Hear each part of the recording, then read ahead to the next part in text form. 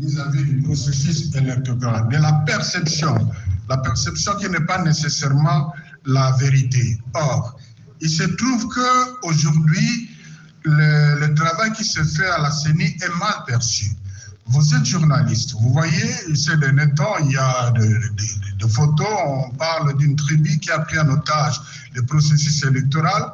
Il y a une enquête, je crois, de la structure Ebouteli qui a révélé que 25% seulement des enrôlés ont l'intention d'aller voter. Pourquoi? Parce qu'ils n'ont pas confiance au processus électoral. Sur le plan politique, vous savez comme moi que des acteurs politiques, non de moindres, sont en train de contester le fichier électoral. Et dans ces conditions, si on va aux élections, même si la CENI proclamait les résultats qui sont vrais, mais avec cette perception, on risque de contester, donc celui ou ceux qui seront proclamés risqueront de souffrir de manque de légitimité dû par la mauvaise perception du travail à la CENI. Et c'est là où nous voulons contribuer pour accompagner la CENI, pour aider la CENI à améliorer la perception. Alors, ce que nous proposons est simple.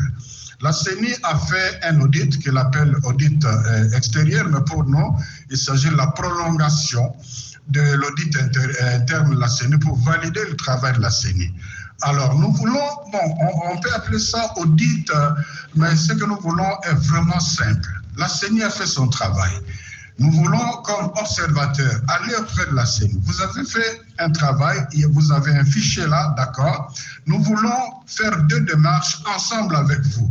Nous ne demandons pas à la CENI de nous donner son fichier pour aller faire n'importe quoi avec. Nous venons avec une proposition d'un logiciel qui ne servira qu'à une sélection d'un échantillon de façon automatique. Et aléatoire. Et aléatoire. Alors, avec la CENI.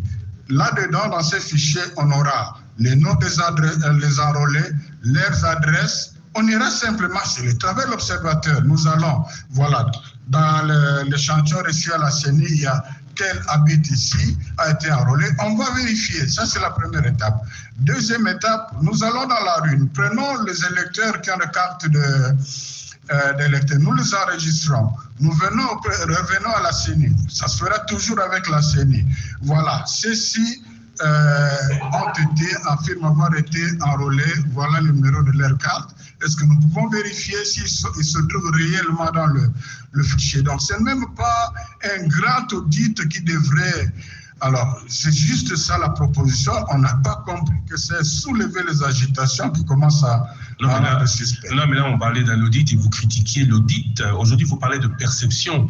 Récemment, l'Union européenne, enfin, l'ancien délégué, M. Jean-Marc Châtaignier, a félicité le travail de la CENI. Alors, moi, je voudrais savoir, vous, au-delà de... puisque vous avez cité notamment une partie de la population, mais la population est souvent peut-être dépendante des propos des politiques. Vous avez cité certains politiques qui s'y opposent. Vous, de l'Église catholique, quelle est votre perception à vous du travail de cette CENI à la date d'aujourd'hui?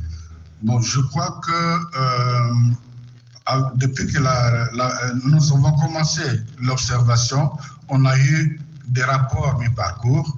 Et dans chaque rapport, on commençait d'abord par dire les forces de la CENI, pour lesquelles nous félicitons la CENI, et nous disions aussi les faiblesses et nous faisons des recommandations. C'est ça notre mode opérandi. Alors, pour revenir à votre question, déjà dans les rapports qu'on a fait la fois passée, il y a eu quelques préoccupations à soulever. La CENI elle-même nous avait dit que 65% de matériel ont été, des fichiers, là, de flash disk, ont été transférés manuellement, ce qui est quelque chose de ne pas facile. Deux, par rapport à... Nous avons dénoncé le fait qu'on a trouvé les machines à voter dans les endroits où on ne devrait pas les trouver, ce qui fait suspecter les enrôlements officiels. 3. Il y a eu des personnes non habilitées qui avaient les machines, même les formulaires de la CENI et tout. Alors, n'oubliez pas que nous sommes aussi en contact avec certains agents qui travaillent à la CENI depuis des années, qui nous racontent qu'ils continuent encore à... Qui se plaignent et qui disent qu'ils continuent encore à nettoyer. Mais aussi, pour finir, le fichier est toujours dynamique. Toujours dynamique. Donc, le fichier d'hier n'est pas le fichier d'aujourd'hui. Et surtout qu'on n'a pas encore enrôlé une partie à l'est, une partie à l'ouest, tout ça, ça sera un autre fichier. Donc, je ne vois pas pourquoi ça devrait poser problème. Mais vous ne m'avez pas répondu. Comment est-ce que je vous ai parlé de l'Union européenne qui est on parle de 16 millions d'euros du côté de l'Union européenne, de financement de ce processus, donné à la CENI et notamment aussi à vous, membres du clergé, qui félicite la CENI. Vous dites quoi? Comment est-ce que vous jugez? Là, vous m'avez dit ce que vous avez relevé de ce qu'on dit de ce processus. Mais vous, Cinco, à la date d'aujourd'hui, que pensez-vous de ce processus? Je vous dis les trois dimensions de ce que nous sommes qui nous empêchent de faire des jugements sans vérifier. Comme vous parlez de la perception, moi personnellement, je commence à avoir les doutes simplement à partir surtout du doute renforcé avec le refus de la CENI de nous proposer. C'est comme nous sommes ici avec vos collaborateurs, il y a un téléphone, vous avez un sac, il y a un téléphone qui disparaît, on suspecte que vous avez mis ça dans votre sac. Je refuse de l'ouvrir. Vous refusez de l'ouvrir, vous appelez votre voisin de l'école qui est au PJ quelque part, il vient vérifier dans mon sac, est-ce qu'il y a un téléphone ici? L'officier vient, je fais allusion à l'audit externe, il dit non, il n'y a pas de téléphone. Non, on dit non, mais c'est pas normal, celui que vous avez appelé, c'est votre voisin d'école. Laissez-nous regarder simplement si, même si je n'ai pas qualité d'être officier, la sagesse vous recommanderait s'il n'y a pas de téléphone. Mais voilà, je vous dis qu'il n'y a pas de téléphone, regardez vous-même. Mais quand vous refusez, alors ça renforce le doute. Mais la sagesse, c'est aussi au-delà de la qualité de l'expertise que l'on pourrait, dont on pourrait douter dans le chef de ceux qui veulent ce nouveau fichier. Ce serait aussi dans le chef de la CENI ou de certains qui veulent que la perception soit meilleure, de voir que si remise en question ou demande de remise en question d'un fichier aujourd'hui intervient, c'est juste pour que élection au 30 décembre, il n'y ait pas. Ce qui ne serait possible, vrai que si on se rend compte que c'est un fichier corrompu, est-ce que c'est responsable d'aller aux élections avec un fichier? Oui, mais vous vous en rendriez compte quand et au bout de combien de temps? Par de l'aléatoire et de ce logiciel que même la sous-secrétaire d'État américaine, votre proposition, n'a pas jugé à ce point efficiente? Non, qu'on ne vous raconte pas n'importe quoi. En tout cas, je ne vais pas vous dire les échanges qu'on a eus, mais je crois que l'administration américaine avait une proposition, mais évidemment, celle-là n'a pas décidé. Il a simplement fait allusion à l'expertise de l'AFS. Et là, finalement, on s'est rendu compte qu'on ne lui a pas donné la bonne information. Parce que l'AFS elle-même a eu une rencontre avec la commission de justice et paix. Il dit qu'il n'a jamais fait un rapport attestant que ce fichier est crédible. Il a non, mais la question c'est, est-ce que la démarche de la Cinco avec le CC peut changer les choses? Et apparemment, votre proposition ne semble ne pas obtenir adhésion unanime. Oui, voilà. C'est-à-dire, si les choses sont telles que la CENI dit, vous n'avez pas de téléphone dans votre sac. C'est peut-être un schéma simple, ça. Voilà, nous regardons et il n'y a pas de téléphone. Maintenant, notre témoignage va renforcer la confiance. C'est ce que nous voulons. Ah, ok. Le communiqué de la mission d'observation électorale de la Cinco de l'ECC, qui parle d'audit citoyen, a été signé, je crois, le 5 août. Alors que la loi sur la répartition des sièges avait déjà été votée au Parlement puis promulguée par le président de la République. Certains pensent que derrière votre proposition, il y a peut-être vraiment volonté de retarder le processus parce que la répartition des sièges aujourd'hui est déjà là, même si fichier il y a, même si aujourd'hui cela remettrait tout en question et on perdrait 6 mois, 1 an peut-être. Nous voulons aller aux élections qui soient crédibles, transparentes et apaisées. Et ça a un prix, ça a un coût. Alors, s'en tenir à la date pour la date, sans remplir ces conditions, ça n'a pas de sens. Aller aux élections à la date, les élections qui ne soient pas porteuses de paix, les élections qui ne soient pas crédibles, les élections qui ne soient pas transparentes, c'est le pays qui perdrait. Et puis, moi, j'ai toujours soutenu, nous avons toujours soutenu que pour des cas de force majeure, un petit retard pour améliorer ne ferait pas du mal au pays. Et encore que cela ne peut être aux difficultés politiques, il y a aussi des solutions politiques. Mais nous voulons simplement améliorer la perception, renforcer la confiance pour que la paix post-électorale soit garantie. Parce que si on doit aller de l'avant avec cette perception, je l'ai dit, la CENI pourra publier les résultats qui seront peut-être bonnes. Le président de la République n'a pas besoin d'être élu dans le doute. Il a besoin d'être élu, il l'a dit, dans de bonnes conditions. Alors, il ne faudra pas qu'on manage les choses de façon à compromettre même sa légitimité au cas où celui qui gagnerait les élections. Je crois qu'il a intérêt à ce que la perception, la confiance soit renforcée et notre proposition ne vise qu'à renforcer cette confiance. On rappelle qu'on ne parle que de perception. On n'a pas encore, et vous n'êtes pas vous-même, vous nous l'avez dit, en mesure de nous dire si le travail de la CENI est bon. Voilà. Mais la CENI vous accuse.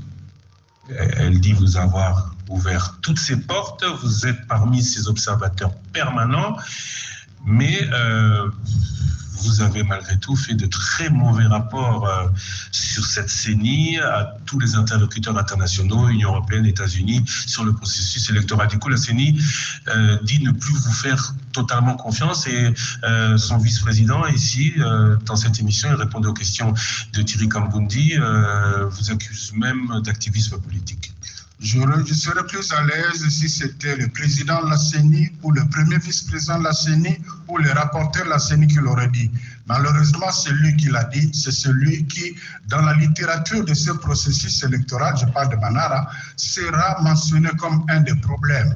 L'histoire retiendra qu'il a trahi sa famille politique. Donc, c'est quelqu'un qui pose problème. Donc, je crois qu'une parole, une condamnation de sa part n'est pas vraiment à prendre au sérieux. Là, vous entrez, excusez-moi, mais avant d'y aller, là, vous entrez dans le jeu politique.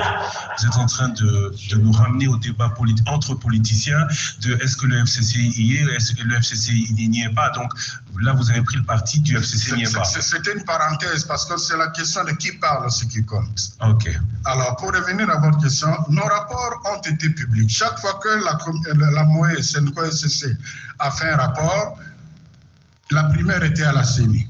Je crois 24 heures avant, la CENI a une copie. Le rapport est rendu public. On n'a jamais dit dans une mission de plaidoyer quelque chose aux partenaires qui n'est pas rendu public par la CENCO et qui n'est pas reçu en avance par la CENI. Ça, une preuve contraire ne serait pas possible. Le président de la CENI qui s'était plaint, lui, à Top Congo, lui n'est pas, vous ne remettez pas sa parole en doute, que récemment, alors que la CENI vous avait donné tous les rapports, vous aviez diffusé un communiqué qui ne reprenait même pas les différents points discutés avec lui sur certains sujets dans lesquels vous continuez de l'attaquer. Il a été mal renseigné simplement parce que celui a été opposé dans une... Il a été mal renseigné parce que on avait, comme je dis, on donne les rapports avant. La CENI a réagi la veille pendant que le rapport était déjà fait. Séance tenante. Le secrétaire de la commission justice et paix a fait allusion à certains éléments de réponse de la CENI qui n'étaient pas dans le rapport. Il a même promis qu'on va intégrer ça dans le rapport final. Donc, son scène était là, où il n'a pas bien communiqué, mais il y avait même des partenaires qui étaient là. Dommage si Top Congo n'était pas là ce jour-là. Mais c'était clairement dit que la CENI a réagi en retard et certains éléments étaient évoqués. Pourtant, le communiqué avait été diffusé, ne répondait pas les éléments de la CENI. Non, le communiqué final, on a repris. Pourquoi faire l'audit financier, de l'audit du fichier électoral, excusez-moi, une condition alors que non seulement cet audit selon la CENI a déjà été fait, mais surtout ce n'est pas une obligation légale? Ce n'est pas une obligation légale, c'est une bonne pratique. Vous savez, pour le processus passé. Je me suis retrouvé, moi, pour le compte de la CNCO, seulement n'était pas ensemble avec le CC, à la cité l'OIA, avec son Excellence le ministre Vital Kamere, avec Eden Kodjo, avec Sangara, le général, pour le compte de l'EIF. On s'est retrouvé une deuxième fois à l'ambassade des États-Unis, chez l'ambassadeur des États-Unis, avec quelques partenaires, dont l'ambassadeur, toujours avec Sangara, l'opposition. C'était justement, et nous, comme mission d'observation, nous étions là. C'était pour rendre crédible, acceptable le fichier. Donc, ce n'est pas quelque chose d'aujourd'hui. Je vous donne l'exemple. Quand on a élaboré la loi électorale, il y avait une crise, il y avait des contestations. Qu'est-ce que le Parlement a fait? Là, c'était le professeur Mbata qui m'a invité pour le compte de la mission pour participer à la commission PAJ. Par rapport à nos revendications, c'est parce qu'il tenait compte, il a compris que la loi n'est pas pour les parlementaires, mais pour les citoyens, Est-ce que le Parlement a perdu son indépendance là-dessus? Est-ce que nous nous sommes interférés? Non, je crois que c'est question de sagesse plutôt. Légalement, il peut avoir raison, mais la sagesse par rapport à cet environnement n'indiquerait pas ça. Alors, je voudrais qu'on termine rapidement sur ce fichier électoral. La CENI montre le rapport, 138 pages. Est-ce que vous les avez lus? Le rapport de ces 5 experts, est-ce que vous l'avez lu? Le rapport de ces 5 experts, oui. Non, nos techniciens l'ont lu, et puis moi, personnellement, je ne voulais pas m'investir là-dedans parce que c'est quelque chose à qui je n'ai pas beaucoup de crédit. Pas beaucoup de crédit, mais que vous attaquez sans en avoir pris connaissance. Nous n'attaquons même pas les contenus. Nous n'avons pas fait allusion au contenu de ce que nous n'avons pas lu. Nous, c'est par rapport au principe. Donc, le rapport peut être bon, j'ai dit. Mais comme j'ai dit, c'est question de perception. Vous appelez votre voisin d'école OPJ pour dire qu'il n'a pas de téléphone, même s'il a des bons yeux et porte de lunettes, mais c'est quand même votre voisin. Donc il se peut que les réponses que vous vous posez soient dans ce rapport. Les réponses? Non, mais nous n'avons pas de questions à poser. Oui. Il se peut que les exigences soient dans ce rapport, mais comme vous ne l'avez pas lu, vous continuez à... Il n'est même pas question d'exigence, c'est seulement question de vérifier, de voir. Vous exigez à la CENI de publier la liste des électeurs. Ça, c'est une exigence légale. Et la CENI a dit qu'elle va le faire conformément à la loi. Est-ce que ce ne serait pas sur la base de cette liste que vous devriez faire votre audit citoyen? Comme je vous dis, c'est la perception. Parce qu'on peut évoluer dans ce sens-là. Comme je vous ai dit, le fichier est dynamique. Je vous ai dit que selon certaines informations, on continue à nettoyer le fichier. Peut-être que la CENI est consciente de ce qui ne va pas dans son fichier, il se donne ce temps pour améliorer, tant mieux. Voilà pourquoi la CENCO et le CC n'ont pas décidé de quitter le processus comme certains politiciens l'ont fait. Parce qu'il y a d'autres étapes aussi importantes comme l'observation elle-même, qui peut répondre à certaines préoccupations. Vous êtes toujours dans le processus. Martin Fayulu, lui, exige un audit sérieux du fichier par un cabinet sérieux et expérimenté avant de déposer ses listes. Vous comprenez sa position à lui? Exactement, nous comprenons comme politique. Ce sont les mêmes exigences d'ailleurs. Mais vous comprenez aussi la position d'autres opposants, Katumbi, Matata, Sesanga, qui eux ont déposé leur liste? Oui, je comprends. Vous comprenez une chose et le contraire? Non, pas le contraire, parce que même nous aussi, nous sommes dans les mêmes exigences. Nous sommes là. Moi, je me rappelle que les autres de Sesanga, par exemple, ils m'avaient appelé pour dire qu'eux lui poseraient la candidature s'il est sûr que nous allons observer ces jours-là. Donc, ça signifie qu'ils comptent sur l'observation du jour même. Avec le fichier, avec le présent fichier. Oui, ça alors que Martin Fayulu exige un autre fichier, un fichier. Le fichier de langue a été traité de tous les mots. Comme je vous ai dit, la CENI peut continuer à nettoyer. Alors, le fichier, et là, c'est le conseil que je donne à Martin Fayulu. Le fichier peut être séculaire, mais s'il y a on prend des dispositions pour une bonne observation et qu'on affiche les résultats, les évêques ont demandé aux votants de ne pas quitter le bureau de vote tant qu'on n'aura pas affiché les résultats. Donc là, le défi sera dans la défense du vote de la population. Nous devons tirer les leçons des élections passées.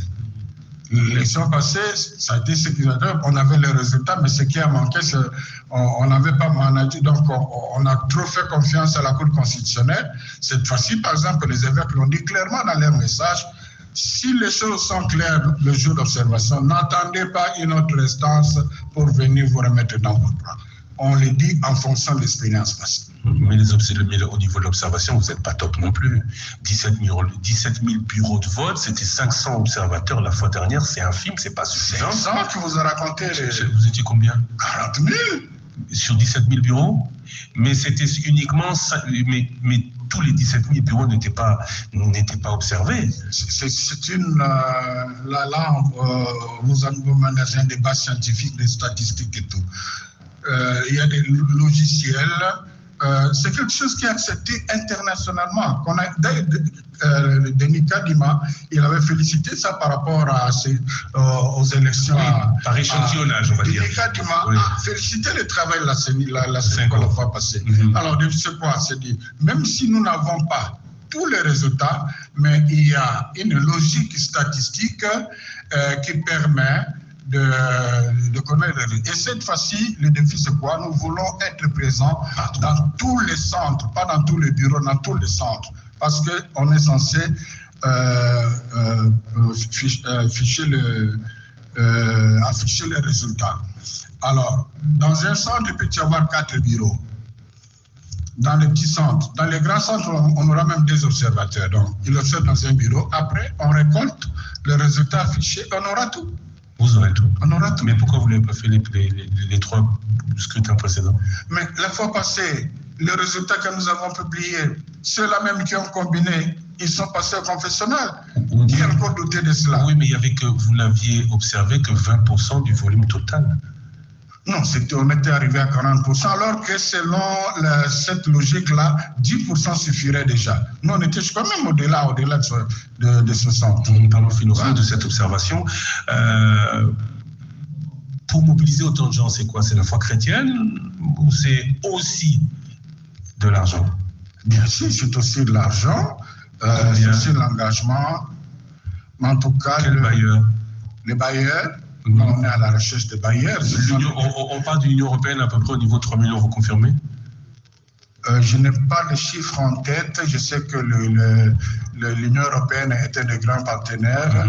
Les États-Unis sont des grands partenaires. Les États aussi sont des partenaires. Comment s'organise cette observation? Vous, en votre sein, comment s'organise cette observation? Chaque observateur est dépêché sur place avec un fonds minimum pour pouvoir effectuer le travail qui, doit être le plus objectif, donc il doit être au-delà de tout besoin. Voilà. Et la corruption marche aussi au niveau de certains fidèles, on doit le regretter. Voilà.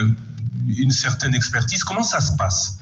C'est simple. Et d'ailleurs, nous voulons que ce soit vraiment l'observation la plus transparente. Même la CENI pourra envoyer ces observateurs pour observer. Les partenaires qui voudront venir, ils vont venir. La fois passée, les ambassadeurs sont venus dans la salle. Donc, il y a un logiciel adapté, toute une infrastructure montée, un central, un plateau avec beaucoup d'experts. Alors, chaque observateur a un formulaire de questions qu'elle doit répondre qui permettent d'élaborer le récit. C'est trop technique, mais je résume. Alors maintenant, et ce sont des résultats affichés, hein, donc on pourra encore vérifier ça par d'autres moyens. Alors, la machine travaille, donc c'est vraiment impressionnant. Quand vous êtes devant l'ordinateur, vous voyez seconde par seconde comment les résultats tombent. Donc, ce n'est pas un individu qui peut influencer quelque chose. Ce qu'un individu peut faire, c'est donner peut-être une mauvaise information. C'est d'où le sens de ma question. Ouais. De cet individu qui donnerait une mauvaise information. Tout le sens de ma question. Comment se passe l'encadrement? Tout à l'heure, j'ai dit 500 observateurs. Je parle, il s'agissait de pendant l'enrôlement. Vous n'aviez dans les 17 000 bureaux de vote que 500 observateurs, chiffre CENI. Comment ces observateurs sont... Non, là, c'est vraiment... Lors de l'enrôlement. Ah, l'enrôlement, ok. Oui, j'ai corrigé. Mais comment ces observateurs sont... on parle de la crédibilité aussi de l'observation. Comment ces observateurs sont-ils formés? Est-ce que vous êtes sûr d'eux? Oui, les observateurs sont formés. Et le fait de donner les rapports à la CENI avant, c'est aussi une façon de donner à la CENI la latitude de contester s'il y a vraiment des éléments à contester. Donc, c'est la transparence à ce niveau-là. Nous ne pouvons pas publier un rapport sans avoir donné avant tout la première à la CENI. Donc, la CENI peut aussi vérifier. Monseigneur Donatien Chollet, vous êtes aujourd'hui avec l'Église protestante. Hier, vous étiez avec toutes les églises. À un moment donné, vous avez même dit dans certains de vos actes ensemble que le Saint-Esprit n'a peut-être pas été au milieu de vous, mais est-ce que de nos pères spirituels, on peut nous parler d'union d'une nation alors que nos pères spirituels sont divisés? Je ne sais pas à quel niveau vous trouvez la division, parce que j'ai quand même l'avantage d'avoir fait déjà 15 ans à la CENCO. Je n'ai jamais vu un message qui n'est pas signé par tous les évêques. Par contre, il y a des divergences dans les discussions. Non, je parle des pères de toutes interreligions. Vous étiez hier ensemble, vous avez décidé hier de faire route ensemble. Aujourd'hui, vous n'êtes plus ensemble. Vous êtes les pères spirituels d'une nation qui se veut unie, mais vous prônez ou montrez la division. Écoutez, bon, c'est l'aspect que j'ai regretté. J'espère que c'est l'aspect que j'ai regretté. Malheureusement, c'est la triste réalité. Et là, chacun doit assumer ses responsabilités devant Dieu et devant l'histoire. Quelle est la responsabilité de l'Église catholique? La responsabilité de l'Église catholique, elle a assumé, c'est-à-dire quand elle s'est rendue compte que ce qui se faisait au nom d'une plateforme religieuse n'avait plus rien de religieux, il s'est retiré. Et aujourd'hui, rien n'est fait pour que la religion revienne au milieu de cette plateforme religieuse et que les pères spirituels montrent l'exemple à une nation qui a besoin d'union. Non, nous sommes ensemble. On peut prier ensemble. On peut se retrouver ensemble pour organiser les actes de charité. Mais là, ce que vous appelez division, là, on n'est pas ensemble. C'est sur des questions sociopolitiques. Et là, simplement parce que nous avons constaté, et je le confirme, nos frères ont des mains liées. Vous, non. Non. On dit souvent ne regarde pas nos péchés, mais la foi de ton Église. Parce qu'on ne veut pas qu'on revienne sur la foi de la maison Église, parce que les acteurs sont aussi des hommes. Oui. Est-ce que l'Église catholique est sans reproche? Écoute, je crois que ce n'est pas d'abord une question de foi, encore qu'on peut croire la même chose différemment. Il s'agit ici des questions sociopolitiques. Quand il était question de la mise en place du bureau Kadima, nous n'avons pas contesté son expertise. L'expertise que nous lui reconnaissons jusqu'aujourd'hui, c'était le fait que sa candidature était portée par les politiques. Mais cela ne veut pas dire qu'il ne va pas bien travailler. Voilà pourquoi que nous sommes allés rentrer chez lui pour lui dire, écoutez, ce qui s'est passé, etc. Maintenant, le pays a intérêt que nous soyons des alliés, que nous travaillions ensemble, que nous regardions dans la même direction. Parce que je serai l'homme le plus heureux si le résultat publié par la CENI est confirmé par notre mission d'observateur, que ce soit le président Félix ou un autre. Nous, ça sera pour moi vraiment la victoire de ce pays. Et nous voulons arriver à cela. Le peuple de ce pays voudrait aussi une grande célébration œcuménique où toutes les confessions ensemble célébreraient un grand office où tous les chefs religieux seraient ensemble. Ça, malheureusement, on ne l'a pas. Tout à l'heure, si j'ai utilisé l'expression consacrée ne regarde pas nos péchés mais la foi de ton Église, c'est parce que je vous ai posé la question sur la faute de l'Église catholique. Vous dites que vous n'en avez pas, les raisons ne sont que sociopolitiques. Pourtant, récemment, lors de son voyage, le pape François a été très critique à votre égard. Alors, je reviens sur les... Bien précisé.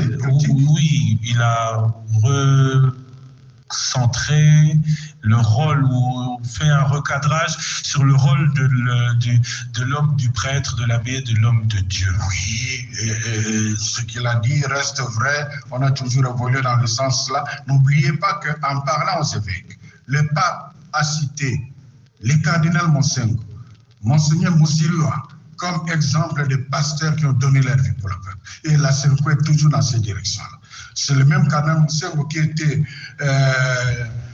insulté comme un homme politique. Voilà, le cardinal, le Saint-Siège reconnaît son travail jusqu'au bout. Alors je repose la question, aujourd'hui, le clergé n'a rien à se reprocher. Le clergé par rapport à sa mission prophétique, parce que nous, et je suis content, j'étais très content quand j'ai lu le discours de révérend Bokonoa à l'ouverture de leur synode, et même à la fin, j'ai vu que vraiment, nous avons dans le fond la même doctrine sociale.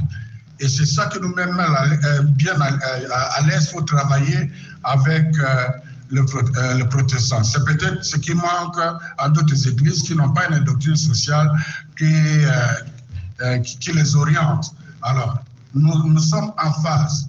Jamais, si vous voyez, même les différents noms qui sont passés, ils ont soutenu les missions de la nation. Mais n'empêche qu'ils nous rappellent certains aspects aussi importants que la mission de la prophétique, qui n'a jamais été condamnée. Que se passera-t-il si tout ce que vous demandez aujourd'hui n'est pas obtenu et que nous allons à des élections dont les résultats ne sont pas ce que vous attendiez?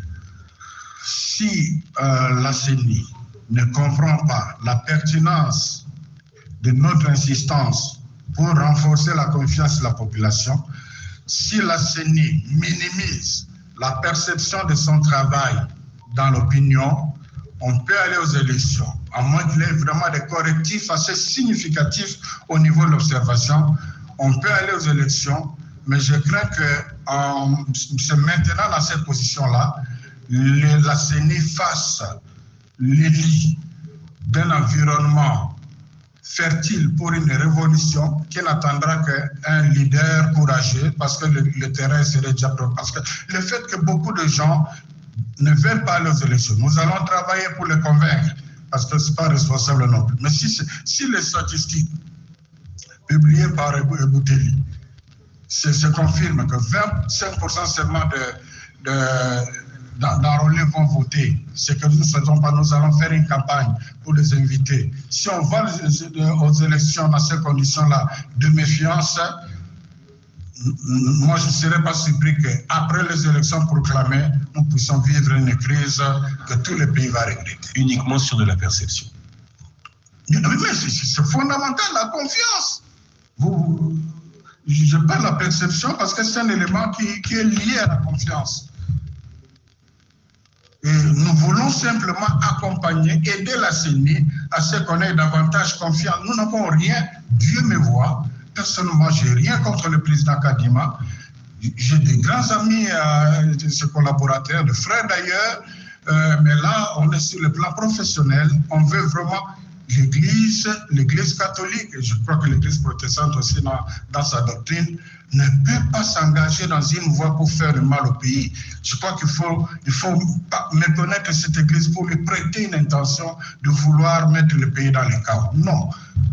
Non.